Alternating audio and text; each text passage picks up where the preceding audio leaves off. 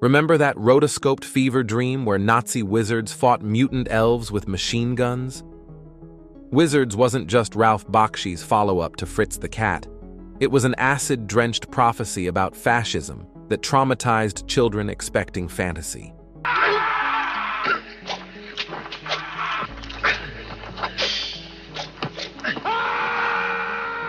Today, we're counting down 20 absolutely unhinged facts about the animated film that mixed Holocaust footage with fairy tales. 20. The entire film was made on $1.2 million. Bakshi made Wizards for $1.2 million. Film, or I could do detective murder, I could do Wizards. And people come to see it. It's a movie. When Disney was spending that on single sequences. He paid animators in weed and promises of back-end profits that never materialized. The entire voice cast made less than one Disney animator's salary. Background artists were literally homeless people Bakshi hired off the street. They animated on recycled cells from failed Terrytoons cartoons. The epic battle scenes were 6 people in a garage with light boxes. 19. Mark Hamill, recorded before Star Wars. Mark Hamill voiced Sean the Fairy Leader just months before Star Wars, making $500 total. He recorded all his lines in one day while sleeping in his car. Bakshi told him, "This will be bigger than that space thing you're doing." After Star Wars exploded, Fox tried adding "starring Luke Skywalker" to Wizards posters. Hamill begged them to remove his name, embarrassed by the association. His death scene was recorded while he had the flu, creating the perfect dying voice. 18. The Nazi footage was real. Bakshi used actual Nazi propaganda films and Holocaust footage, rotoscoping real death into cartoon form. He bought the footage from a collector who didn't ask why he needed it.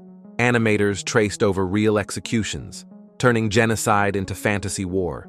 Several Jewish animators quit when they recognized what they were drawing. The battle scenes contain actual World War II combat footage with cartoon overlays. Audiences thought it was stylized animation, not realizing they were watching real death. 17. Avatar was Bakshi, in a wig. The wizard Avatar was rotoscoped from Bakshi himself, wearing a cheap Halloween wig and bathrobe. He couldn't afford an actor, so he performed every Avatar scene personally. The character's weird movement is because Bakshi was usually high while being filmed.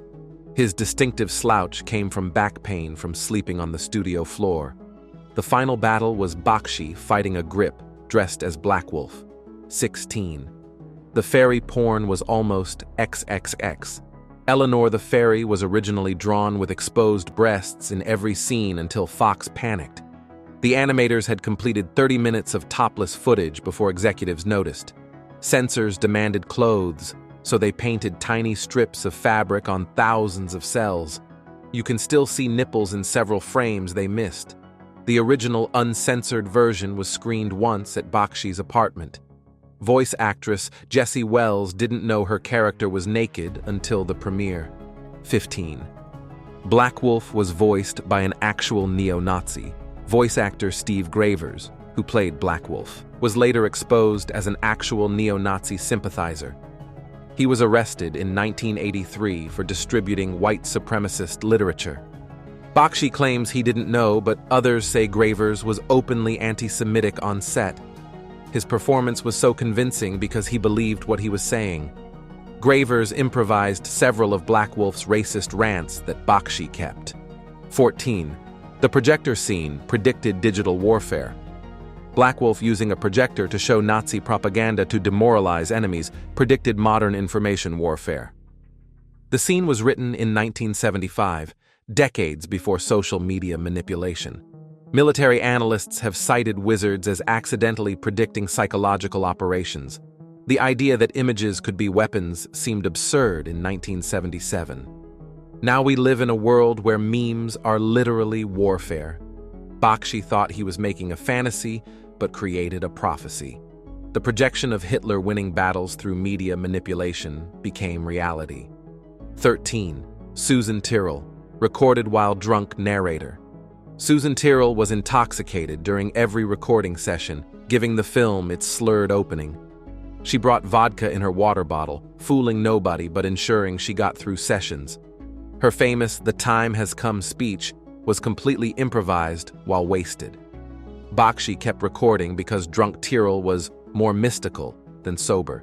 She didn't remember recording half her lines until seeing the film. 12.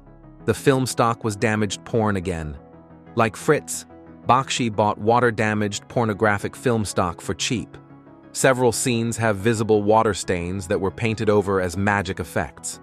The climactic battle was animated on footage so damaged it created natural psychedelic effects. Projectionists reported the film sometimes burning because the stock was compromised. The fairy sequences shimmer because that's actually chemical damage from storage. Some theaters refused to show it because the film literally smelled like mildew. 11. The mutant army was one guy. The entire mutant army was rotoscoped from one animator running around in different hats. Ted Bamiller spent 3 days being filmed doing every mutant soldier. He created 500 different characters just by changing his run cycle. The massive battle scenes are literally one man fighting himself repeatedly. Bamiller lost 20 pounds from running continuously for rotoscoping. His girlfriend left him because he kept practicing mutant walks at home. 10. Fox executives never watched it. Fox executives admitted they never watched the completed film before releasing it. They assumed it was a children's fantasy based on the title and artwork. The first executive screening happened after it was already in theaters. Marketing materials called it family-friendly fantasy, despite the Nazi footage. Fox's board of directors found out about the content from angry parent letters. They tried pulling it from theaters, but it was too late. 9. The peace symbol. Death was censored. Peace's assassination scene originally showed her exploding in detail from Black Wolf's bullet. The animation was completed, but censors demanded changes after test audiences vomited. They painted a flash over 48 frames of completed gore. Peace's death screams were actress Barbara Sloan actually burning herself on a hot light bulb. The scene was meant to show the death of Peace literally, but was too literal. Several countries cut the scene entirely, making the plot incomprehensible. 8. Scorch was supposed to be gay. The robot Scorch was written as explicitly gay, but Fox demanded removal of homosexual content. His relationship with Black Wolf was romantic in the original scripts. Voice actor Angelo Grisanti was told to play it gay, but not too gay. Several lines about Scorch's sexuality were recorded but cut. His death scene was meant to be him saying goodbye to his lover.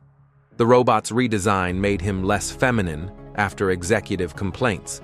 Bakshi later admitted Scorch was the gayest robot in animation, regardless. 7. The horses were traced from dog food commercials. The horses were rotoscoped from Alpo commercials because Bakshi couldn't afford to film real horses. He recorded dog food ads and traced horses running in the background. Several horses accidentally look like dogs because of source confusion. The famous charge scene is literally a chuck wagon commercial with elves painted over it. Animators didn't realize until completion that some horses were actually large dogs. 6. The background artist died painting background artist Johnny Vita died of a heart attack while painting the fairy sanctuary. He was found slumped over the exact painting that appears in the film. His brushstroke trails off mid-tree where he died. Bakshi kept the unfinished background as a memorial to Vita. The scene holds for 3 seconds on his final painting. His blood is allegedly mixed into the paint, but this is unconfirmed. Co-workers said he literally died doing what he loved. 5. The million years was a math error. The opening 1 million years wasn't intentional. It was a script typo that nobody caught. It was supposed to be 1,000 years, but got misprinted. By the time anyone noticed, Susan Tyrrell had recorded it drunk. The timeline makes no sense because it wasn't supposed to. Bakshi kept it because re-recording would cost money they didn't have. The entire film's chronology is wrong because of a typing mistake. 4. Avatar's gun was traced from Kennedy assassination. Avatar pulling the gun was rotoscoped from Jack Ruby shooting Lee Harvey Oswald. Bakshi used news footage of the actual assassination as reference. The motion matches frame by frame with the historic footage. This wasn't revealed until 2003, when animators finally admitted it. The studio could have been sued, but nobody noticed for 25 years. 3. The projector was real Nazi equipment. The projector Black Wolf uses was an actual Nazi propaganda projector Bakshi bought from a collector. It still had Third Reich stamps visible in close-ups. The collector was later arrested for war crime evidence trafficking. The projector had allegedly shown films at Hitler Youth rallies. Bakshi didn't know the provenance until after filming. The FBI investigated whether it was stolen from evidence. The evil machine spreading propaganda was an actual evil machine. Black Wolf's weapon had literally shown real Nazi propaganda. The prop department accidentally bought Holocaust artifacts. 2. The CIA-funded distribution declassified documents reveal the CIA partially funded Wizards International distribution as anti-communist propaganda. They saw it as showing the triumph of democracy over fascism. The agency didn't realize it was also anti-war and anti-technology. Bakshi had no idea his film was being used for psychological operations. The CIA created subtitles that changed dialogue to be more pro-American. 1. Bakshi animated his mother's death piece was directly based on Bakshi's mother, and her death scene was him processing her recent passing. He animated her death repeatedly, crying through rotoscoping sessions. The fairy's last words were his mother's actual last words to him. Other animators didn't know they were drawing his mother dying. He kept her photo on his desk while animating her murder. The film was dedicated to her, but in code, for Mildred in the credits. Peace's death wasn't just symbolic, it was biographical grief. Bakshi killed his mother on screen to deal with her real death. Bakshi wrote a sequel where Hitler's brain survives in a robot, leading mutant Nazis from the moon. The script is 400 pages long and completely insane. It features Avatar's son fighting cyborg Holocaust survivors who've gone evil. Fox owns the rights, but refuses to acknowledge it exists. Bakshi shops it around every few years, but nobody will touch it. The sequel would have made the original look subtle. From Nazi projectors to CIA funding, from rotoscoped genocide to one-man armies, Wizards wasn't just animated fantasy, it was weaponized trauma disguised as children's entertainment. This film proved you could mix Holocaust footage with fairy tales and somehow create art. Until next time, remember, they have come, they have risen, and we're still not ready. Don't forget to subscribe, or Black Wolf wins.